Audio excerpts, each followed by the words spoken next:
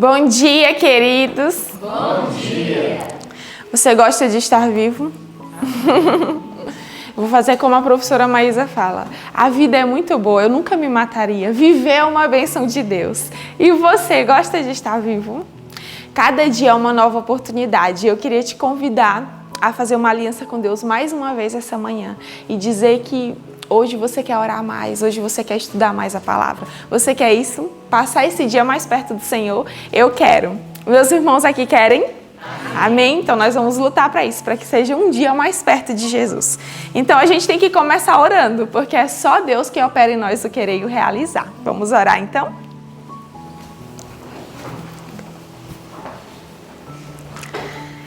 Senhor Jesus, nós te agradecemos pelo dom da vida, Senhor, e nós queremos viver à altura do que o Senhor sonhou para cada um de nós.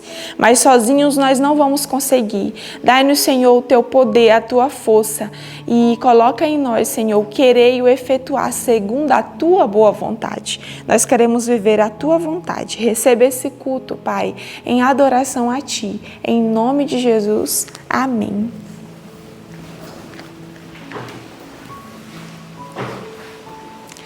Nós vamos cantar nesse momento, convidando o Senhor para estar mais perto de nós. Cantemos juntos então o hino 18. Louvemos o Rei.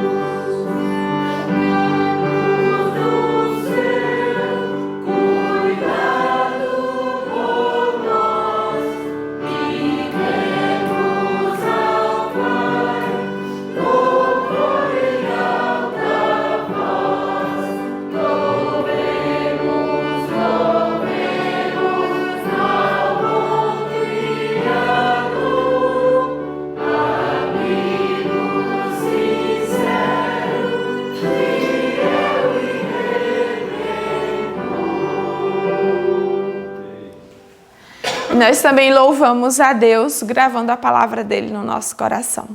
E eu queria te convidar mais uma vez para gravar junto esse verso. É 1 Coríntios, primeira, né? A gente sempre fala primeiro, mas aqui no Novo Testamento é uma carta. Então é 1 Coríntios, capítulo 3, a partir do versículo 10, do 10 ao 13. 1 Coríntios 3, do 10 ao 13. 1, 2, 3. 1 Coríntios 3, do 10 ao 13. Segundo a graça de Deus que me foi dada, pus eu, como sábio arquiteto, o fundamento, e outro edifica sobre ele. Mas veja cada um como edifica sobre ele. Porque ninguém pode pôr outro fundamento além do que já está posto, o qual é Jesus Cristo. E se alguém sobre este fundamento formar um edifício de ouro, prata, pedras preciosas, madeira, feno, palha, a obra de cada um se manifestará. Na verdade, o dia a declarará, porque pelo fogo será descoberta, e o fogo provará qual seja a obra de cada um. 1 Coríntios 3, do 10 ao 13. 1 Coríntios 3, do 10 ao 13. Segundo a graça de Deus que me foi dada, pus eu, como sábio arquiteto, o fundamento, e outro edifica sobre ele, mas veja cada um como edifica sobre ele, porque ninguém pode pôr outro fundamento além do que já está posto, o qual é Jesus Cristo. E se alguém sobre este fundamento formar um edifício de ouro, prata, pedras preciosas, madeira, feno, palha, a obra de cada um se manifestará. Na verdade, o dia a declarará, porque pelo fogo será descoberta, e o fogo provará qual seja a obra de cada um. 1 Coríntios 3, do 10 ao 13. 1 Coríntios 3, do 10 ao 13. Segundo a graça de Deus que me foi dada, pus eu como sábio arquiteto o fundamento, e outro edifica sobre ele, mas veja cada um como edifica sobre ele. Porque ninguém pode pôr outro fundamento além do que já está posto, o qual é Jesus Cristo. E se alguém sobre este fundamento formar um edifício de ouro, prata, pedras preciosas, madeira, feno, palha, a obra de cada um se manifestará. Na verdade, o dia a declarará, porque pelo fogo será descoberta, e o fogo provará qual seja a obra de cada um. 1 Coríntios 3, do 10 ao 13. Amém? Que nesse dia você possa estar edificando com materiais que durarão. Que Jesus te abençoe nesse momento do estudo. Bom dia para você! Espero que você tenha dormido muito bem, acordado cheio de vida, alegre, feliz e com vontade de servir ao Senhor. E se não está acontecendo isso, você precisa orar. Nós precisamos clamar a Deus. Era muito de madrugada quando eu acordei com uma angústia no coração. Às vezes o Senhor Deus, quando alguma coisa está para acontecer, Ele me acorda pedindo que eu ore, né? Buscando e me trazendo para a oração. E eu sei que quando a gente ora, melhora. Quando a gente ora e busca o Senhor Deus abre caminhos para nós. Quer orar junto? Vamos orar agora, vamos lá. Queridos, ajoelhem comigo, vamos orar.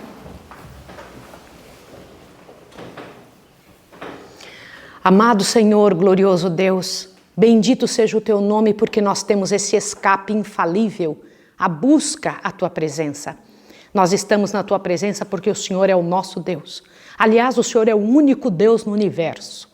E para Ti, Senhor Deus, nos volvemos, entregando o nosso coração e nossa vida e dizendo para o Senhor que nós queremos que todas as nossas obras se façam em Ti. Neste dia, na nossa história como pessoas, na nossa história de vida, queremos servir ao Senhor. Realiza a Tua obra aqui, Senhor, em nome de Jesus, nessa casa de ensino, a escola de profetas e também, Senhor, na casa destes irmãos que estão escutando agora. Ajuda-nos, Pai Santo, que o mundo adventista faça o ano bíblico. Ensina-nos a viver e a agir segundo o Teu modelo, em nome de Jesus. Amém. Queridos, nós estamos com a minha Bíblia aberta em Ezequiel, do 12 a 14, e no livro Desejado de Todas as Nações, já estamos no capítulo 48. Olha aonde nós já estamos nesse ano 2023. Mais uma vez já chegamos a ler vários livros. Já pensou que tremendo? Já estamos no segundo semestre do ano. Como tem passado rápido a história da humanidade. O mundo está aí pipocando para todos os lados, com provas e sinais de que Jesus está voltando. E dentro do nosso coração nós temos que estar preparados para que tenhamos diante do Senhor uma oportunidade diante do mundo de sermos usados. Infelizmente não foi isso que aconteceu com o povo de Israel. Eu sei que o assunto de hoje é Ezequiel 12 a 14, mas eu quero te levar para ler um pedacinho de Jeremias antes, para fazer todo sentido. Abra sua Bíblia, por favor, em Jeremias capítulo 48. Existe ali um texto que sempre me chamou muita atenção em Jeremias 48, que tem a ver com Ezequiel capítulo 13 e 14, que nós tivemos que ler nessa manhã. Jeremias 48, verso 10 diz assim: maldito aquele que fizer a obra do Senhor negligentemente. Você sabe o que significa dizer maldito? Você entende quando isso vem de Deus e não de qualquer outro ser humano, a importância que tem? Aqui o Senhor Deus está falando com aquele que tem a responsabilidade da obra do Senhor em suas mãos, de alguma forma, que o faz de maneira errada ou faz de maneira relaxada. Não foi diferente com o povo de Israel. Abra agora em Ezequiel capítulo 12 em diante, onde o Senhor Deus tem algumas observações a serem feitas, muito sérias. Uma, pedindo que o próprio Ezequiel fosse um sinal para o povo de Israel, do exílio que eles haveriam de passar. A segunda, quando ele condena os profetas que falaram de forma errada. E a outra, quando ele comenta, vocês são idólatras, vocês estão vivendo a parte do que eu pedi, eu não tenho como me envolver com vocês. Vocês estão fazendo o que eu pedi de forma negligente. Olhe para cá, que eu preciso comentar uma coisa com você. Querido irmão e querida irmã, que diferente teria sido para o povo de Israel se tivessem dado ouvido ao Senhor? Como teria sido diferente se eles tivessem ouvido todas as vezes que os profetas foram chamados por Deus para dizer, vai acontecer tal coisa? Eles não se posicionaram, pelo contrário, eles se posicionaram de forma errada. Não se posicionaram do jeito que Deus esperava. Não se posicionaram do único jeito que Deus tinha como livrá-los.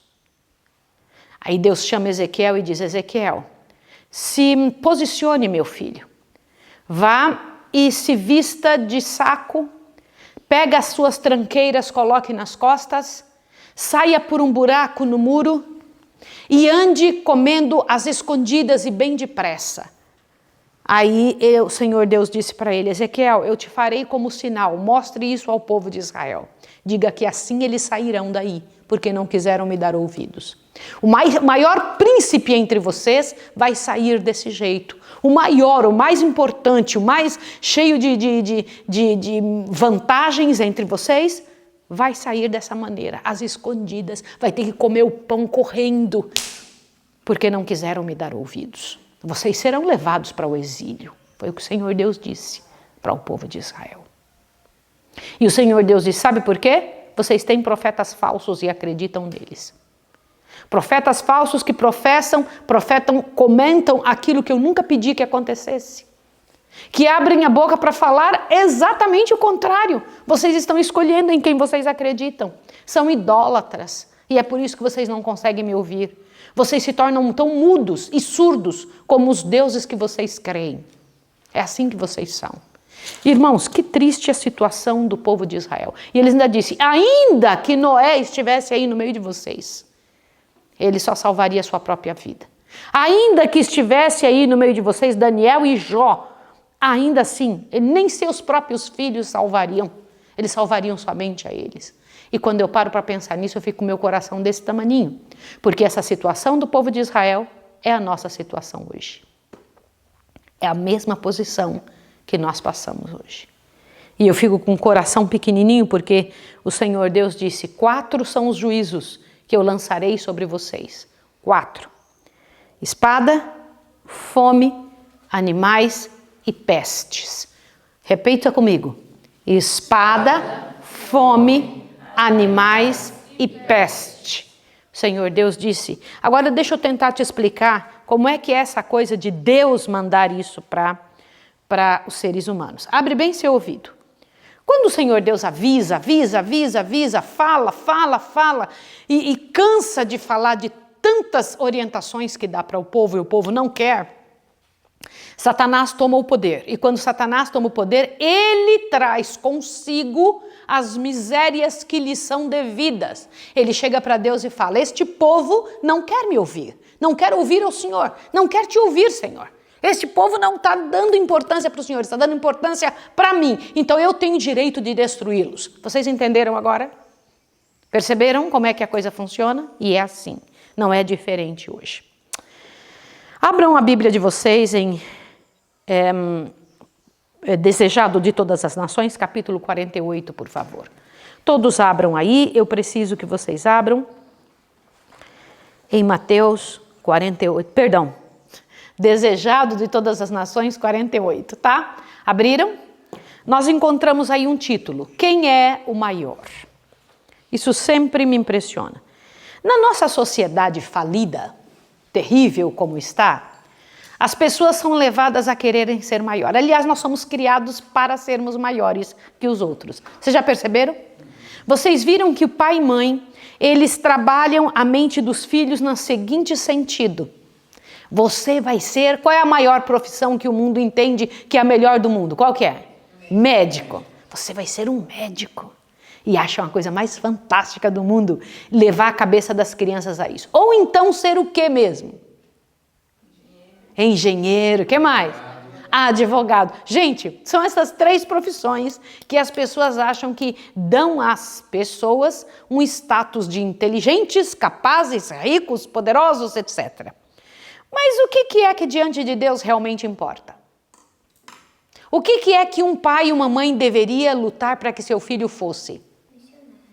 Missionário, muito bem, isso mesmo, bem, é verdade. Esse é o maior trabalho, diz que abaixo do de Cristo não existe trabalho maior no planeta todo.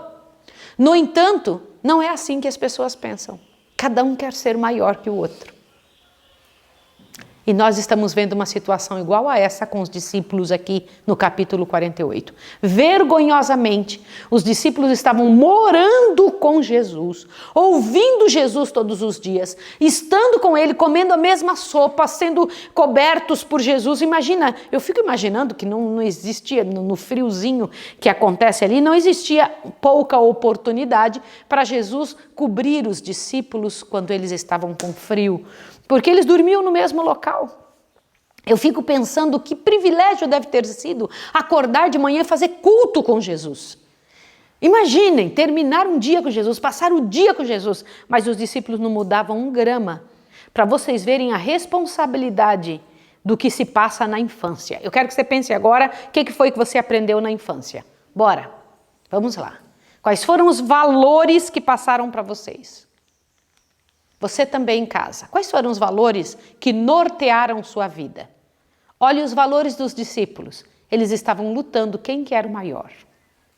Quem seria o maior no reino que Jesus haveria de fazer? Gente, é um negócio terrível. E eles achavam que maior seria quem tivesse, além do maior cargo, o maior reconhecimento. Sabe o que foi que Jesus fez? Ficou olhando para eles e disse isso daqui. Sabe, nós estamos entrando aí em Jerusalém e eu vou ser morto. Vão bater em mim, vão bater na minha cara, vão arrancar minha roupa e vão me matar. Olha o que foi que ele disse. Quando o pessoal estava querendo ser bem grande, bem poderoso, o maior de todos, o que Jesus falou para eles? Falou, olha aqui qual é a minha grandeza. Olha aqui o que vai acontecer comigo. Isso é grandeza, Jesus disse. E aí os discípulos mesmo assim não entenderam, né? Fica, mas do que será que ele está querendo dizer? Que vão bater nele? Ai, que absurdo! A gente querendo que ele faça logo esse reino, que ele tome o poder da mão dos judeus, que ele nos tire do meio do povo romano. E ele falando isso, aí Jesus chama uma criancinha bem pequenininha para perto dele. Vem cá um pouquinho. Aí a criancinha veio e era interessante pensar, porque a senhora White fala que as crianças amavam ficar perto de Jesus, diz que amavam chegar perto de onde ele estava. Eu imagino ele chamando uma criancinha e passando a mão na cabecinha dela, porque criança dá vontade da gente pegar, não dá? Você não tem vontade de tocar, a pele é tão maravilhosa, né? Um dia nossa pele vai ser assim de novo. E aí eu imagino Jesus passando a mão no rostinho daquela criança que ele tinha feito. E aí ele fala bem assim, se vocês não se tornarem como uma criança dessa, vocês não vão poder ver o reino de Deus. Assim, desse jeito.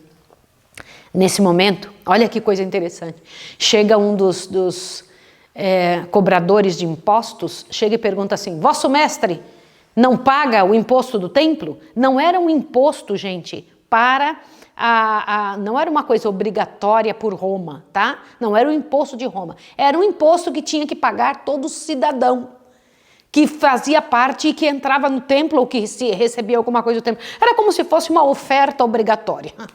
E aí, uma coisa inventada, né? Aí Pedro se precipitou. Eu quero comentar uma coisa com vocês. Jesus não deveria, pela autoridade que ele tinha, porque o levita não deveria pagar esse imposto. O filho principal, que era o da casa, não teria a obrigação de pagar este imposto. Ele era isento de pagar isso. Mas Pedro se precipitou. É terrível quando um liderado se precipita a fazer algo que o líder não pediu. Aqui diz exatamente isso. Diz que Pedro era rápido em responder coisas que nunca Jesus tinha pedido. Lá estava ele envolvido. Ele paga sim, pode deixar que ele paga. E Jesus olhou para ele assim, acho que pensa, ai, lá vem bocão, né? Falou de novo está Pedro falando o que não devia falar. E Jesus, ele ia poder perder uma chance de explicar a situação. Mas para não suscitar problemas, mandou Pedro buscar, olha só, vai ao mar, disse ele a Pedro, lança o anzol, tira o primeiro peixe que subir. E abrindo-lhe a boca, encontrará um estáter. Toma-o e dá por mim e por ti. Vai lá. Eu vivo pensando nisso, Senhor da glória. O Senhor Deus mostrando para Pedro, Pedro, eu sou tão grande que eu sei até qual peixe dos bilhares que tenho no mar, toda essa quantidade de peixe, qual deles é que vai ter? Você vai pegar o primeiro que aparecer, vai ter uma moedinha na boca que vai dar para mim e para você. Pode ir lá, pegar. Gente, como era viver com Jesus? Me responda. Imagine essa situação, e Pedro indo, e Pedro pegando e abrindo a boca do peixe, pegando a moeda, entregando para o homem, por ele e por Jesus. Eu fico olhando essas coisas e falo, Senhor da glória, que coisa tremenda. E na nossa lição de hoje, diz que o desejo de ser maior provoca espírito de rivalidade. O desejo de ser maior provoca que espírito, gente? De rivalidade. Quando, na verdade, a nossa herança e nosso valor, e nosso dinheiro, e nossa capacidade deveria ser o Senhor. A sua herança é o Senhor. Que tremendo isso.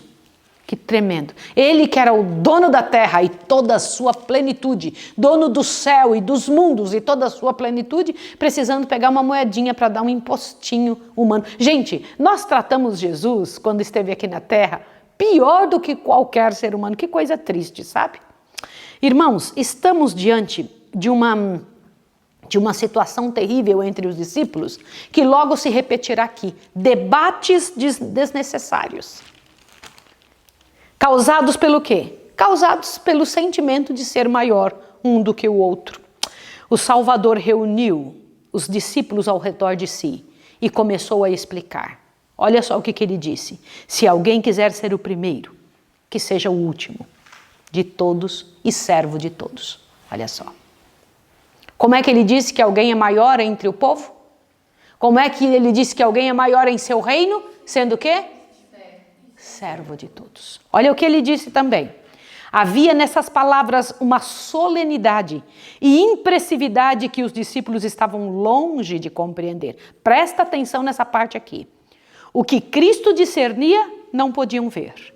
Não compreendiam a natureza de seu reino. E essa ignorância era a causa aparente de sua contenda. Como assim? Eles brigavam entre eles, de ver qual que era o maior. Olha só isso aqui. A causa real, porém, jazia mais fundo. Explicando a natureza de seu reino, acalmaria temporariamente a questão. Isto, no entanto, não teria tocado no motivo básico. Agora se assuste. Te assuste qual é o motivo básico. Olha isso aqui. Mesmo depois de haverem recebido o mais pleno conhecimento, ter-se-iam renovado a dificuldade a qualquer questão de procedência. Assim sobreviria a ruína à igreja de Cristo depois de sua partida. A luta pelo mais alto lugar era a operação do mesmo Espírito que dera origem na controvérsia no céu. Como assim? O desejo de ser o maior é a cópia de qual Espírito? Qual Espírito? Do mesmo que aconteceu lá no céu com Lúcifer.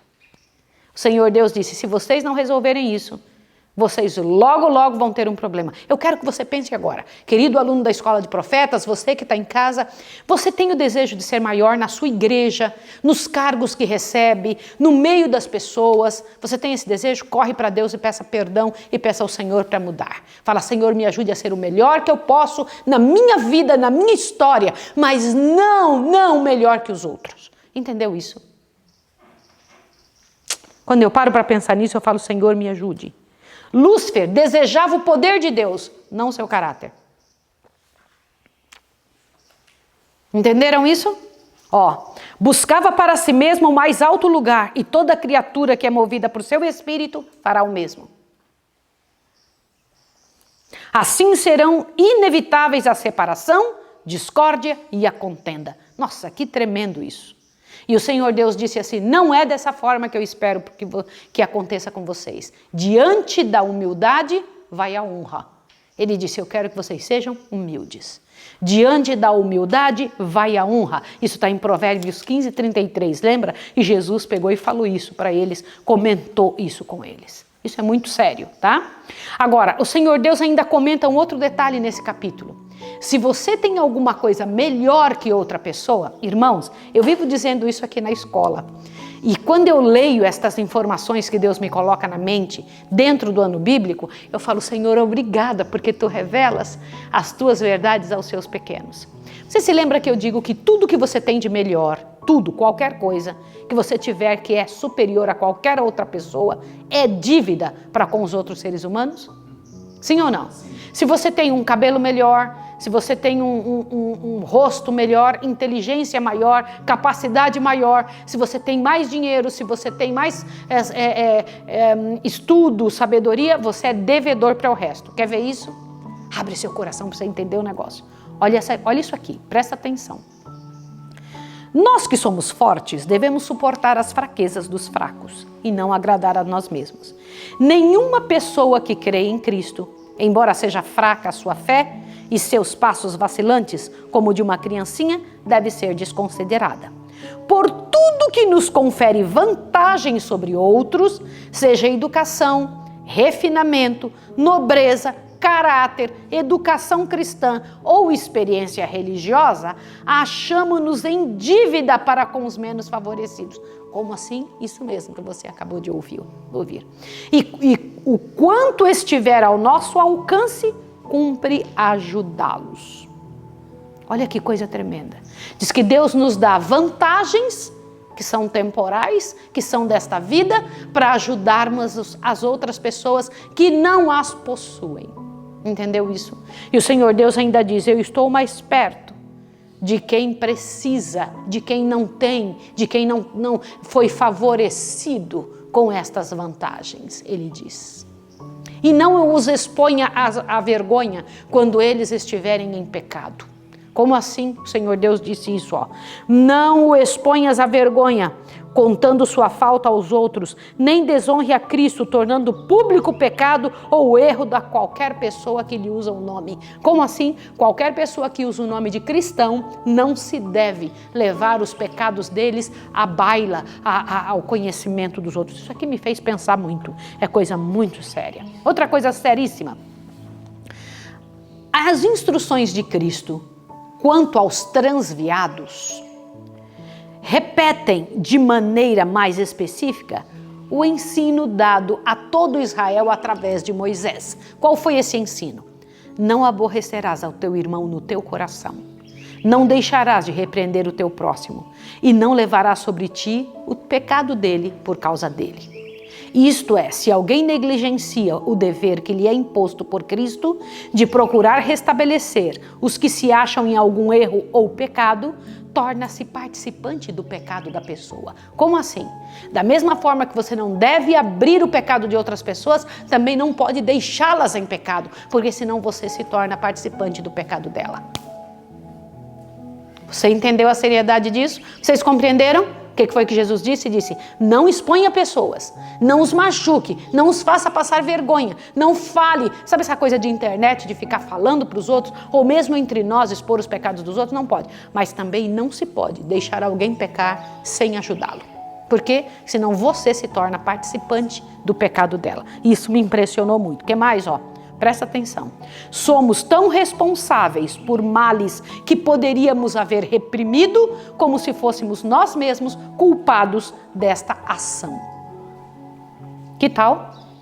É sério ou não é? Isso é muito sério. Vocês entendem aqui por que eu digo a vocês que vocês têm que nos falar quando alguma coisa não está certa? Sim ou não? Sim, porque senão você é culpado diante de Deus do pecado que poderia ter sido resolvido. Isso é muito, muito, muito, muito sério. E eu peço a Deus que o Senhor Deus, na sua misericórdia, cumpra em nós aqui, agora, aqui. Tudo que ligardes na terra será ligado no céu. Senhor Deus, tudo que você concorda na terra, eu concordarei no céu. Quando vocês se unem ao concordar alguma coisa. Quero perguntar se você que está em casa, você que aqui está na Escola de Profetas, concorda comigo em pedir, Senhor, nos torne, em nome de Jesus, grandes diante do céu, com a humildade que Deus pede. E também que pela graça e poder de Deus nos torne participantes da graça divina do jeito do Senhor. Vocês querem orar comigo para isso? Vamos ajoelhar agora, vamos pedir, e você que está em casa também, quero orar com você pedindo a Deus que cuide de você, que te encha de bênçãos, de poder, de força, que encha você de alegria diante do Senhor. Você quer? Eu quero, tá bom? Então eu vou orar por você agora. Santo Deus e amado Pai, glorioso Senhor, obrigada por nos ensinar, obrigada por nos colocar exatamente no nosso lugar. Ensina-nos a sermos humildes, Pai de amor. A honra vai na frente da humildade. A honra trabalha e ajusta e cuida do coração daqueles que se entregam a Ti. Eu te peço em nome de Jesus que o Senhor nos dê esse caráter de Cristo, esse comportamento de Jesus. Que ajude-nos, Pai de amor, a ver aquilo que Jesus quis mostrar para os discípulos, quando eles tentaram ser cada um maior que o outro. Então o Senhor mostrou para os discípulos, meu fim será apanhando, sofrendo e morrendo por causa das outras pessoas. Ajuda-nos a enxergar a vida cristã dessa forma, que nossa maior honra seja lutar pelas outras pessoas que precisam de Ti, que precisam do Teu ensino. Em nome de Jesus. Amém, Senhor. Que o Senhor Deus abençoe você e até amanhã.